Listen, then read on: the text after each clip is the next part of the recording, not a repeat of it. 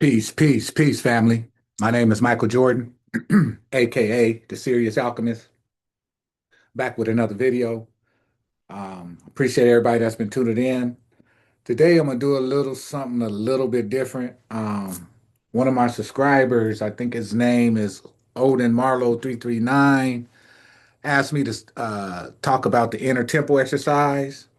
So I'm gonna go ahead and do that for the family, for the brother. So shout out to Olden Marlowe 339 for suggesting that because I thought it was a great idea. Because this inner temple exercise is really important when you're dealing with magic. You know what I'm saying? If you want your magic to work, the better your inner temple is. You know what I'm saying? Or psychic laboratory or magic temple, whatever you want to call it. You know what I'm saying? The better it will work. So today's point of interest is the inner temple. And I assume that a lot of people that have read this book, The Magician, Studying Effective Magic, are familiar with the inner temple. So the inner temple is inner temple exercise is an exercise that you can do. You could do it mentally, but you also need a physical space, a physical workspace. So what, like a room, a small room would work, or like I have a shed, if you're lucky enough, or fortunate enough to have a shed, like I do, I have a shed, and then you would use each wall as a marker for east, west, north, and south.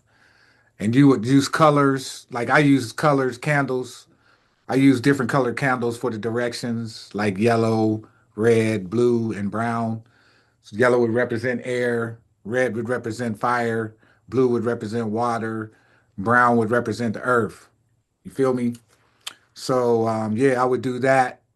So first of all, you would need a secluded room somewhere where you nobody where you won't be interrupted, and you're going to use the four walls as the four directions: east, west, north, and south. Also, the four elements.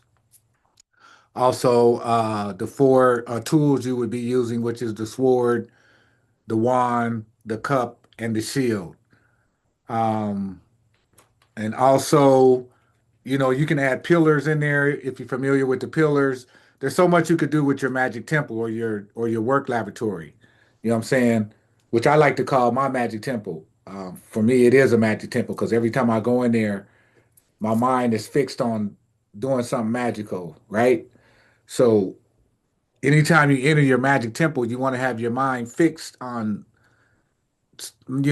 magical things, right? Um, you want to look the part. You want to have music. You play your music. You want to have incense going. You know what I'm saying? You want to have a certain smell to smell the part. Yeah. So I'm gonna read something from the book about the Magic Temple or Psychic Laboratory to give you an idea of what the author's saying of what you need to have a Magic Temple. And this inner temple exercise is very, very important if you really want to understand magic and how it works and the power that's in it, because the magic is really inside of you. You know what I'm saying? And it's kind of hard to put into words, but I'll do my best. So now I'm gonna read from the book. This is chapter 2. It's the Magic Temple or Psychic Laboratory, and he says we will now move on to the Magic Temple and the basic equipment that you will need. Some of you already have a temple, others will not. No matter, I will describe the building up of a fully functional temple. Then we will discuss how you can best adapt it to your circumstances. Putting aside all previous ideas of a temple, let us look at what a temple really is. In short, it is nothing more than a workroom or psychic laboratory. In a real laboratory, you would expect to find test tubes, balances, Bunsen burners, and so on, the tools with which a chemist carries out his or her work. The equipment and layout is chosen and arranged by the chemist to suit his or her particular needs. Naturally, one does not clutter up the laboratory with irrelevant items. The whole place is, in fact, an extension of the chemist and his or her ideas. It is a place where one can work in comfort, where everything has a place and everything has a use. Like the chemist's laboratory, the temple also has equipment in which the magician works. It is arranged according to his or her needs, and it is also an extension of the magician. So remember, when you're setting up your magic temple, it is basically an extension of you. It's basically an extension of you, and you're using it to influence your subconscious mind, to give messages directly to your subconscious mind. Say you want to achieve something in life, you want more confidence, right? So you would go to your laboratory and you would go through the specific manners, these specific channel to get a desired result, right? So I'm getting ahead of myself. Let me, you know what I'm saying? Let me read a little bit more. I'm getting ahead of myself a little bit. Okay. So the whole place is, in fact, an extension of the chemist and his or her ideas. It is a place where one can work in comfort, where everything has a place and everything has a use. The chemist deals with acids and alkalis, the magician with energy, right? Both use their minds and exert an influence over their own environment. The temple is a working laboratory. Like the chemist, the magician needs space to work away from the hustle and bustle of everyday life. It is quite impossible to work effective rituals with the television blaring away and the neighbors dropping in for a chat. You need to have a secluded place, is the simple only answer. In it, you can shut out the world, work out your magical practice without being disturbed. So that's the importance of, finding a secluded room or somewhere where you won't be bothered. You can close the door and you can shut out all outside influences. You can shut out all outside noise. You can shut out all outside distractions.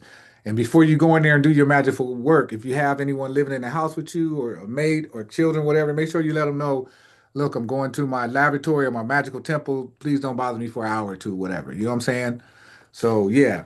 So, but in setting up your magical room, and you can set it up however you like. You know what I'm saying? But remember, use the four walls as a guidepost to the directions. Like the east wall would be east, and then you would put that would be for the sword, and that would represent air. So if you have to put a marking on the wall, put an image on the wall or something to so you can remember that. And then, like I said, the south wall would represent fire, which would be the rod, right?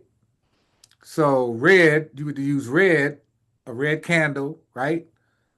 And to the west, you would use a cup, and the color would be blue or blue candle. You know what I'm saying? I'm talking about the west wall, and then the north wall would be brown, representing the earth element, and the door would be brown. So when I say the door, I'm talking about when you're doing this inner temple exercise, you have to use your imagination. Your imagination plays a big part because even though you have a physical temple, you're also going to have a imaginary temple in your mind. And then the imaginary temple in your mind, you can pull it up anytime you want. If you walking, if you're driving down the street, you'll practice it so much that you literally can do it anywhere, right? And when you become able to do that, man, that's when the magic temple exercise is really, really working. You know what I'm saying? That's when it's really working. And the whole point of the inner temple exercise is to direct the subconscious mind to your intentions. Because there's a such thing as low magic, and then there's a such thing as high magic. Low magic is like dealing with things you want, your desires, material things, or whatever like that. And then high magic is like dealing with evolution. You want to evolve. You don't give a shit about no material shit. You done with all that stuff. You want to evolve. You want to become. You want to reach higher levels of consciousness. You can use magic for that as well. So that's the difference between low magic and high magic. Low magic is considered using magic for things that you desire, cars, homes, houses, whatever, on a material level. But on an evolutionary level, you can use magic to evolve, to reach higher levels of consciousness and things of that nature. So that is the point of it. And, you know, um, this inner temple exercise is really more than what I can explain here on camera because there's so much more to it in the book. And I'm going to try to touch on as much as I can in this video, but you'd have to actually have the book and know the exercise in order to really understand what I'm saying. So hopefully those out there, you know what I'm saying, that are interested in this have this book. Because if you got this book, that's half the battle right there. You got half the battle won already. So I'm gonna go into this inner temple a little bit more. Okay, so once having found a spare room, right, clear everything out. If you need to decorate, then do so. There are no special colors. Simply decorate to taste. If the room has a window, you will have to find some way of covering this up so that anyone outside cannot see what's going on the inside. The temple is for what the temple is for. What are we going to use it for? The answer will dictate where everything goes. The temple is a place of work. It is a place where we find peace from everyday life, where we can exert a magical influence, where we can learn about things in a magical way. Everything should be placed according to the pattern that is both universal and personal. The scheme is quite simple and natural as it is based on the symbol of the encircled cross of the four elements. Everything in creation conforms to this scheme, and the use of these mysterious elements, which are vital in effective magic, you know what I'm saying? So understanding the four elements, understanding the four directions, and understanding the four tools, which is the sword, the rod, the cup, and the shield, understanding and understand how to use colors, scent, and then also understanding the planetary uh,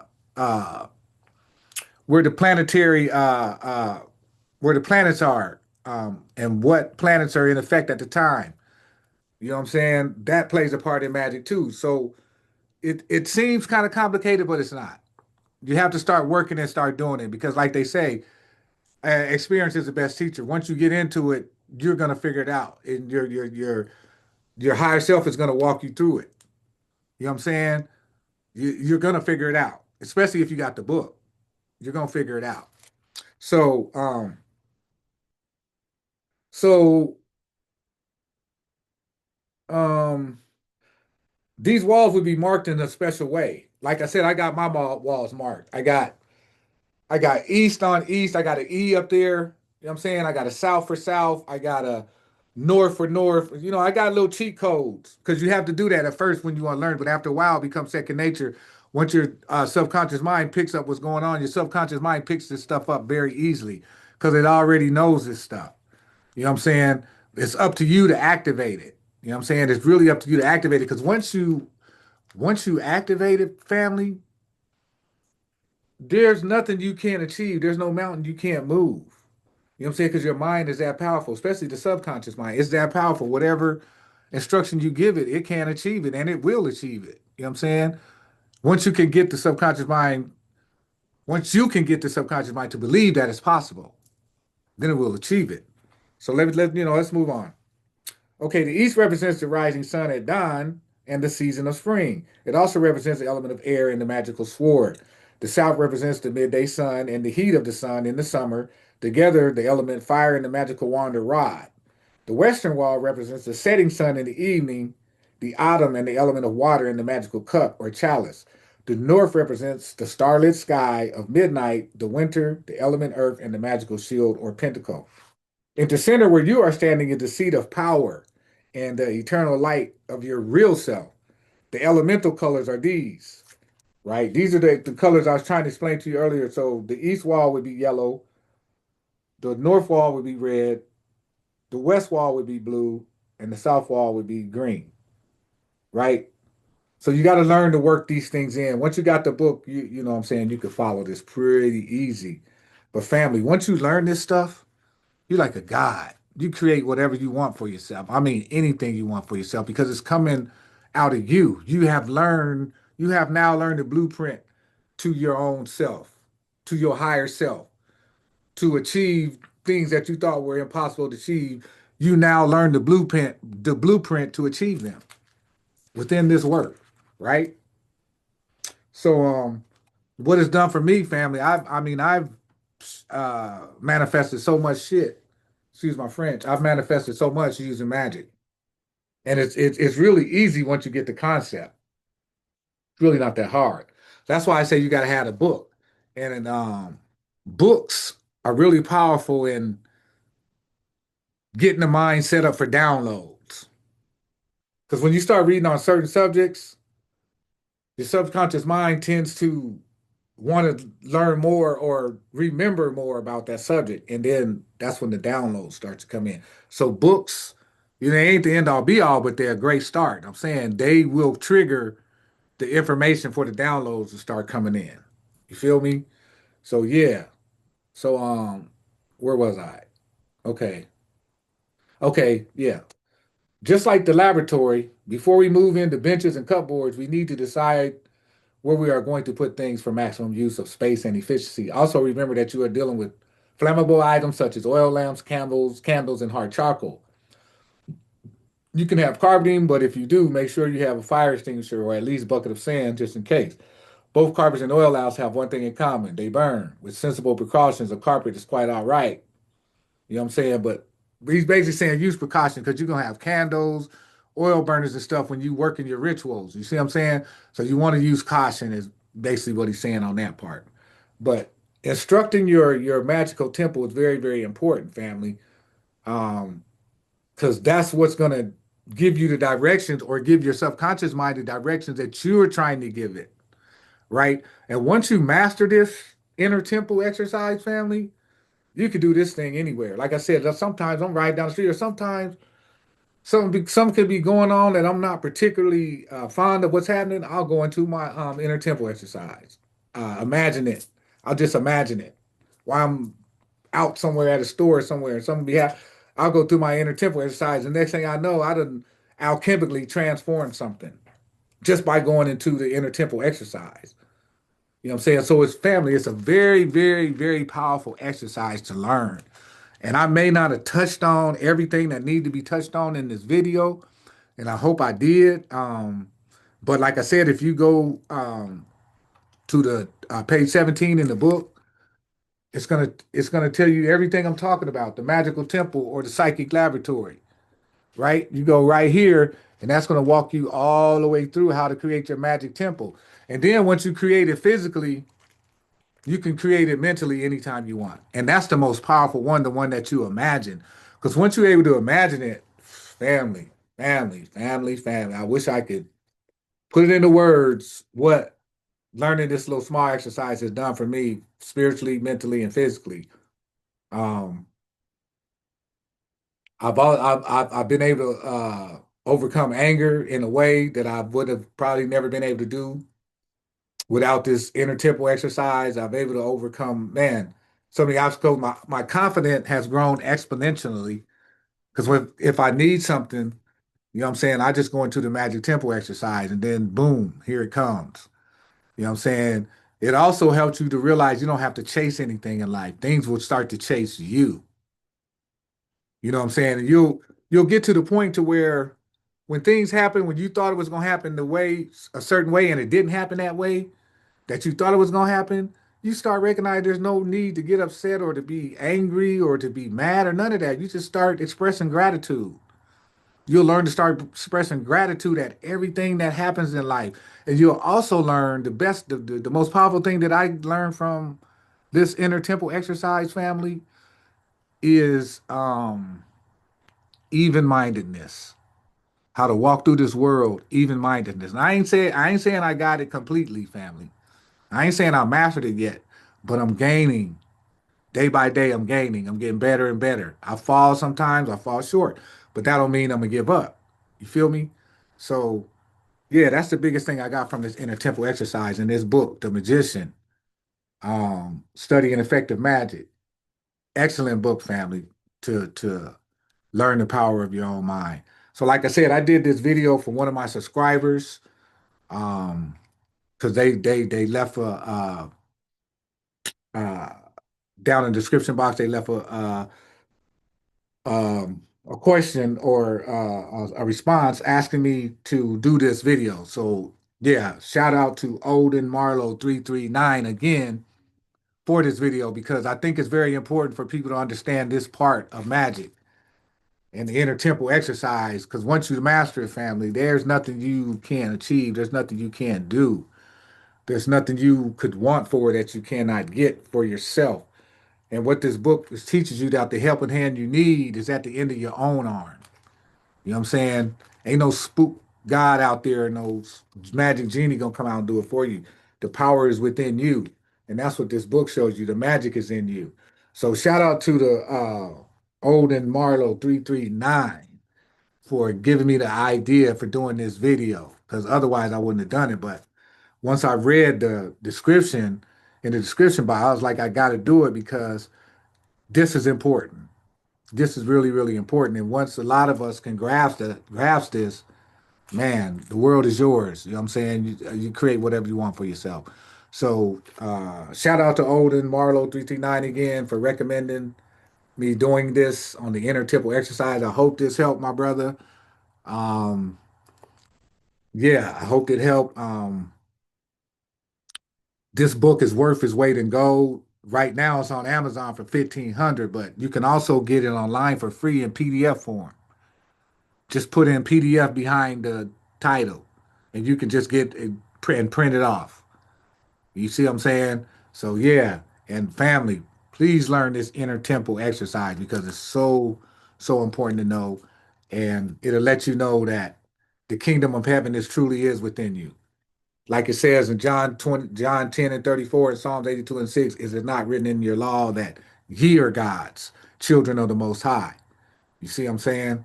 So recognize ye are God. So again, my name is Michael Jordan, aka the Sirius Alchemist. If you like a reading from me, I'll leave my email down in the description box. Hit me up with an email, and I'd love to do a reading for you. Again, till the next video, peace.